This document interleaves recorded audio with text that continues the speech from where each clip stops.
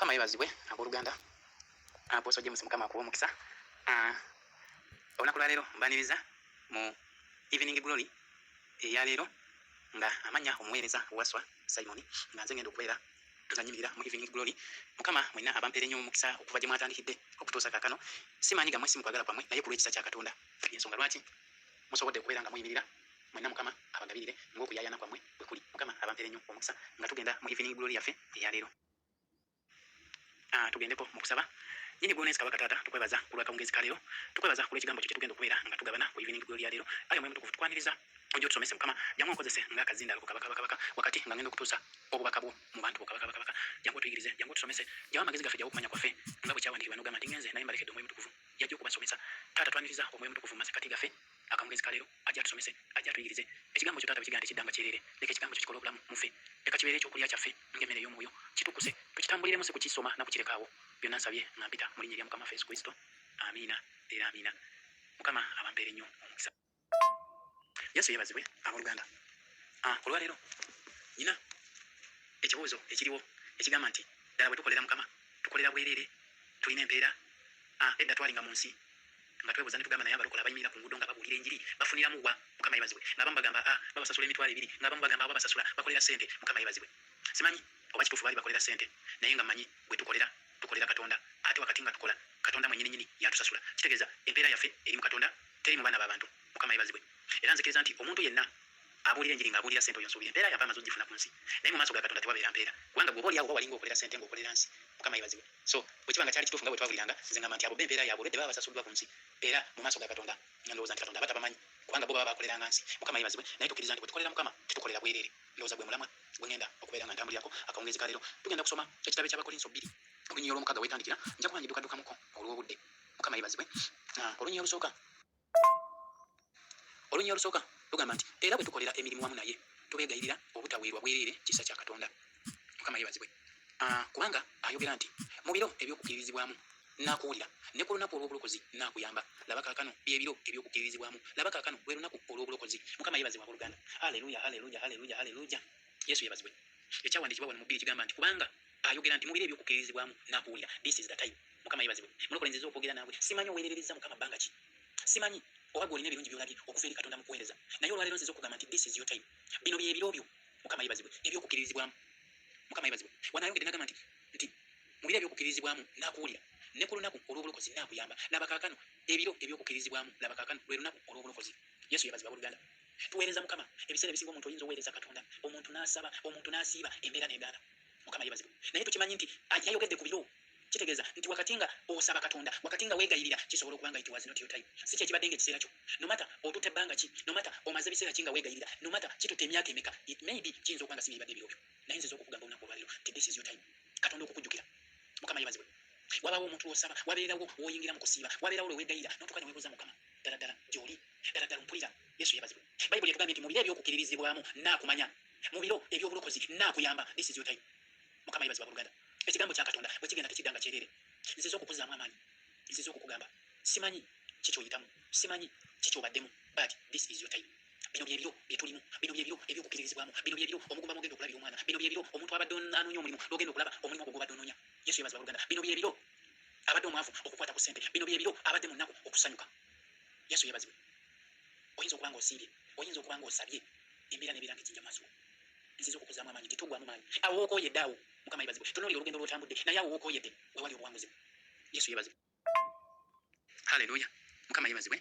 Tulaba olwokusatu lugamba nti nga tetuleeta nkonge yonna mu kigambo kyonna, okuweereza kwaffe kulemenga okunenyezebwa. Mukama yeebazibwe. Olwokubana lugamba nti naye mu byonna nga twetendereza ng'abaweereza ba Katonda, mu kugumiikiriza okungi, mu bibonoobono, mu kwetaaga, mu nnaku.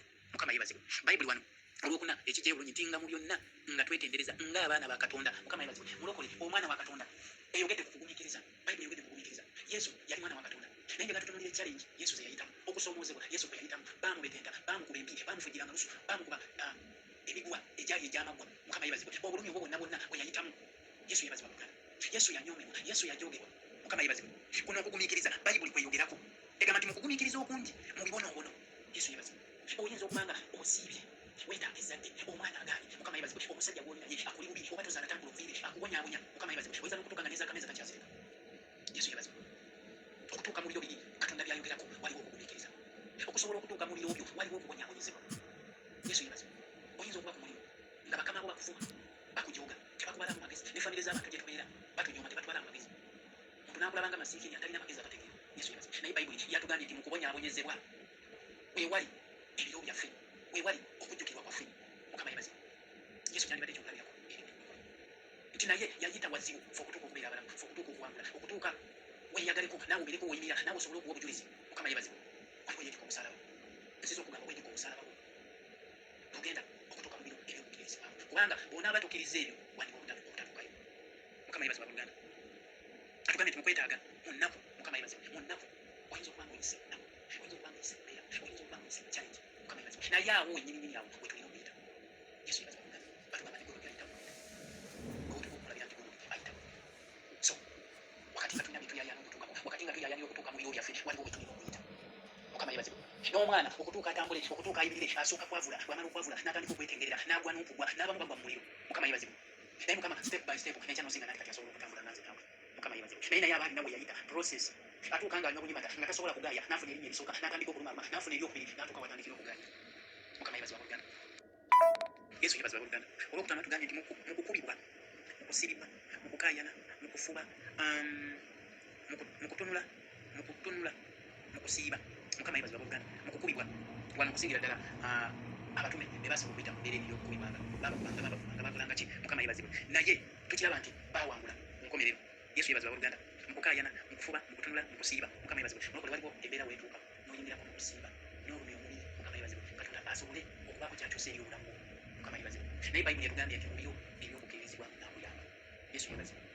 Buli obeera omulokole nokamubuulire nga tonnayitako mu mbeera nga tonnaba, kubanga waliwo embeera ey'okukyusibwa nga Mukama alina okukukyusa, alina okukukuba lipeeya akugjeeno ne bw'onaaba nga wali mugagga omekana ki bw'otaba nyosobola okudda kuzimu. Mukama yeebazibwe. Alina okusooka n'ayira wano Mwoyo Mutukuvu takolera bantu wakyafu.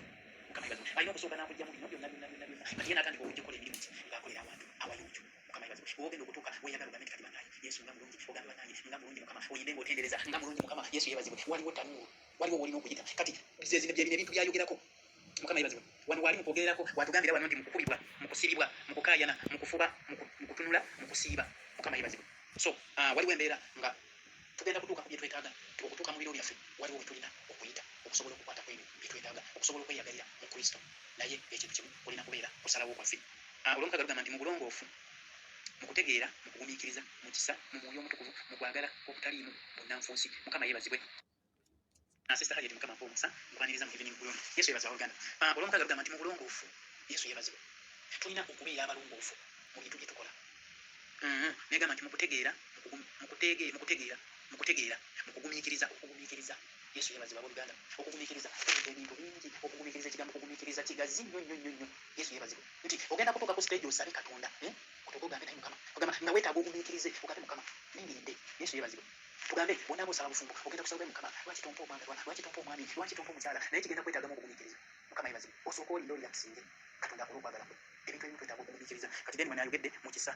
Ekisa tulina okubeera n'ekisa mu Mwoyo Omutukuvu. Mukama yeebazibwe. Mu kwagala okutaliimu okukuusa nga mazima ddala bwe kubeera kwagala okiwulira ng'okwagala kulimu gwe, so okwagala okweyisaako. Mukama yeebazibwe. Nga omuntu oyogera ku kwagala naye nga mundamu gw'okwagala tekuliimu, kubanga Katonda waffe yali kwagala. Yesu challenges yayitamu. Mukama yeebazibwe. Yalina obuyinza ku bintu byonna naye olw'okuba yalina okwagala. Mukama yeebazibwe. Tulaba omusirikale eyatema ku basajja abajja okumukwata okutu. Mukama yeebazibwe. N'akwata okutu oli n'akuzaako. Mukama yeebazibwe. Okwagala okwo yandibadde amuleka, yandibadde agamba tambula ogende muso okumpisa bwe muti. Mukama yeebazibwe. Naye olw'okwagala yakwata okutu kwe n'akuzaako. Mukama yeebazibwe. Obulokole kwagala. Naye okutuuka mu biro biri wano bino bye twetaaga okukola. Mukama abampeere nnyo omukisa. Mukama abanjagalire.